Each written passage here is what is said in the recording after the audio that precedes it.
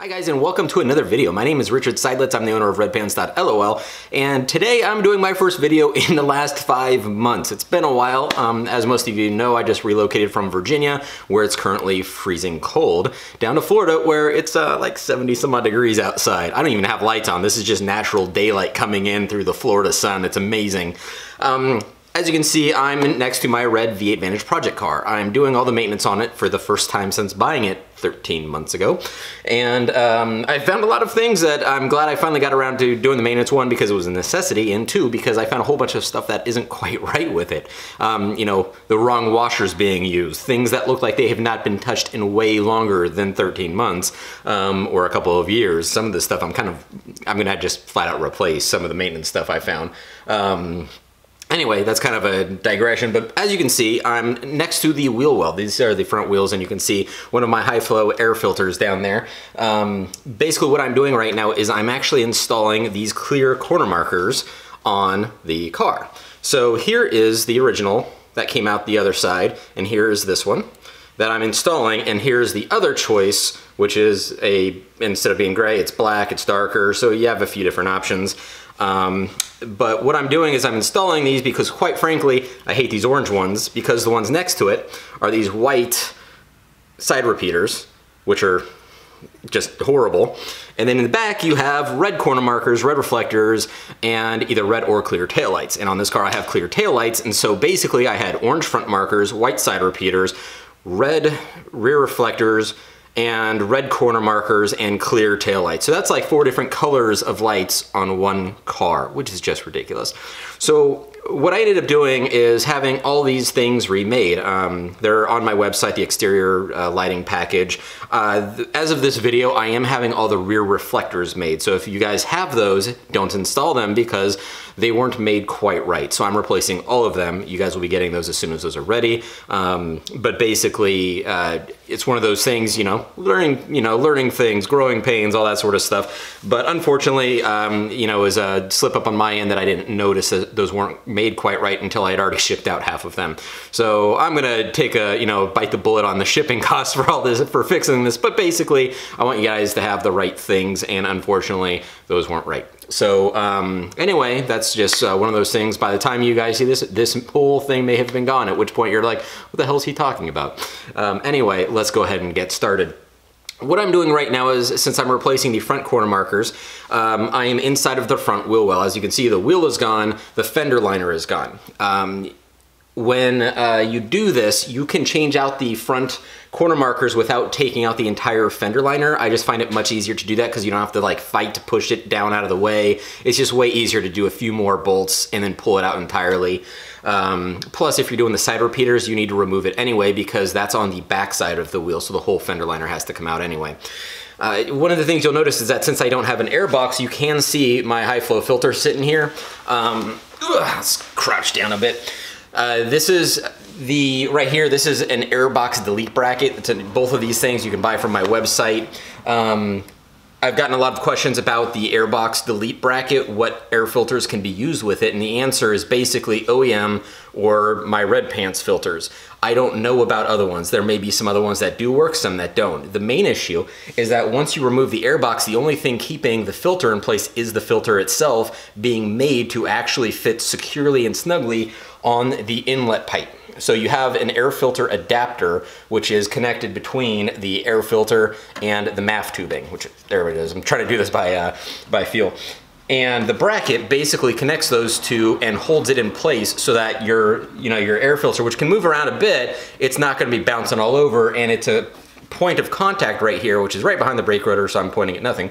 But basically it keeps everything from moving. And I'll move this around so you can see that, but that's a different video. Right now I'm looking at corner markers. When you're installing these corner markers, you don't have to remove the air box. In fact, an easy way to do this is just to take out the 3 bolts that hold the airbox in place. You don't have to worry about the clamp at the top. All you're doing is the 3 bolts that actually fix it securely in place, and then you can move the airbox down and move it a bit so you can get to the corner marker.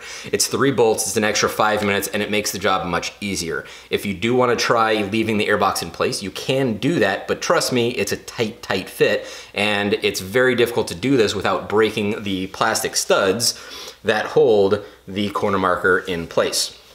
So once you have the airbox moved, it's very simple. Let's go ahead and see if I can figure out how to get the camera inside of there. All right, so now we're inside of the fender well, and you can actually see the back side of the corner marker. It's very simple to do. You have a tab right here, you push in, and then you can pull out on this. This stays aside, and then you've got 2 10mm nuts. There's one here, and there's one on the other side. Hopefully I can keep this from bouncing around too much. These kind of screws, they're self-setting self-setting nuts. They basically create their own threads on a smooth surface. So when we saw this, these posts don't have any threads in them. It's because these nuts are gonna cut those in. And I do include new nuts with those, so you don't have to worry about that. But basically all you're doing is using a 10mm ratchet and 10mm socket with a ratchet to take these off.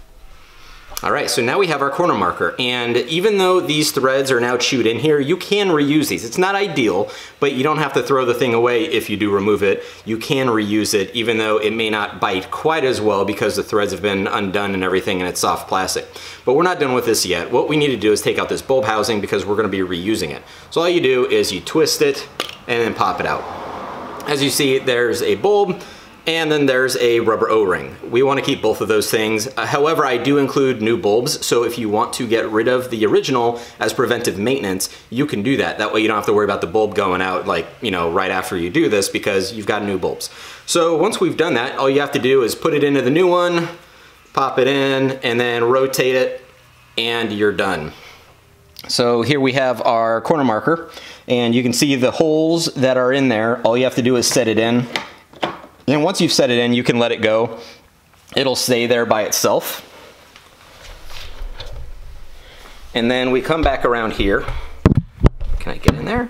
Ooh, maybe I can. Look at that. And you can see it back in here. Maybe. Look at that, camera magic. You can see the peg sitting out right there. The other one's obviously on the other side. But this is probably the hardest part about this job as far as the corner marker itself is concerned, because what we need to do now is basically hold the corner marker in place while getting the nuts started.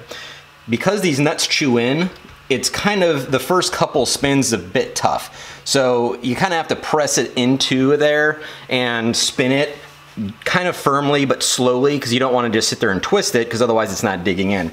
But once you've done that, you can take your socket and just give it a spin or two to start that seating process. Once it's on there, it's actually pretty good. Another trick you can do is you can actually start threading the first spin or so. You don't want to go too far, because then you're gonna have to, you're creating those threads and then you're loosening them once you pull the nut back off. But if you take a corner marker and you set this on there, and then you just sort of force in, oh, I'm not even in the shot, there we go. You force in the nut the first couple of spins and then take it back off. That'll start those threads to help you out for getting the rest of this started. But once you've gotten both of them started on either side, you can go ahead and tighten them down. Don't over tighten them. Remember, this is plastic that you're dealing with in a plastic bumper, so you don't want to go too hard on that, because if they break, then it's ruined. And you can try JB welding it, but chances are it's not going to be anywhere near as strong as it should be. So tighten it down, but only firm. Don't over tighten, and I can't stress that enough. Now that we have both of these nuts tightened on, we can connect this. So all you do is you push it on, there we go, and snaps in place. You can tell it's good, and we are done. That is it. So we can swing around to the outside, and that looks much better. There we go.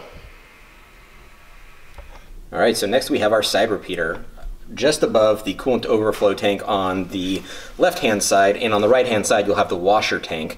But either side, you have a big plastic tank. On the top of that is the side repeater, and there it is. It's very easy to do. All you're doing is disconnecting the electrical connector, And I probably should have done this in advance. Let's see if I can reach back there and do that.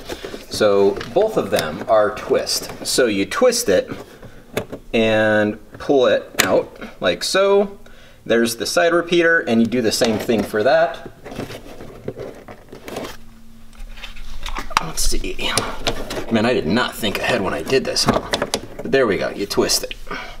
Once that's done, you can then just pop the thing out. And I'm just gonna do that. So, there we go. And here it is. There we go. So this is a side repeater. We're gonna be reusing the O-ring that's on it to go onto the new one, and installation is in reverse. All you're doing is pushing it in, twisting it, and then putting in the bulb housing and pushing it. So let's go ahead and get that set up. All right, so here's our repeater. We're gonna be reusing this O-ring, so you can take this off, and we have that. You can get rid of the side repeater or do whatever you want with it. But this is gonna be going on our new side repeater, so we can pop that guy on there, and that's ready to go in. Keep in mind that you can see this hole has a bigger notch on top than on the bottom, and that does match what's on here. So you'll want to put the bigger notch up there and just push it in, like so. And then we have a clear bulb, which will replace the original orange one. So in the front they had an orange marker, an orange lens with a clear bulb, and in the side repeater they have a clear lens with an orange bulb.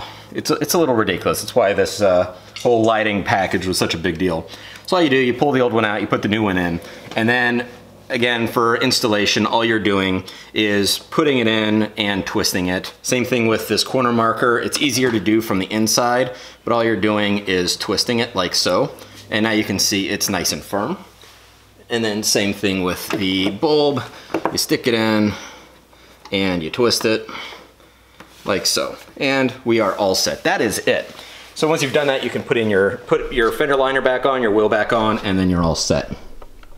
So now we can see the finished product. You can see that it's much more suitable for the car, looks way better, and it actually matches on the side. So much more suitable for the car, as opposed to that god-awful orange that we had before and clear that we had. They're now matching. So, if you have any questions, please feel free to reach out, rich@redpants.lol. I am still in the process of getting everything spun back up, but we are getting there slowly but painfully and surely.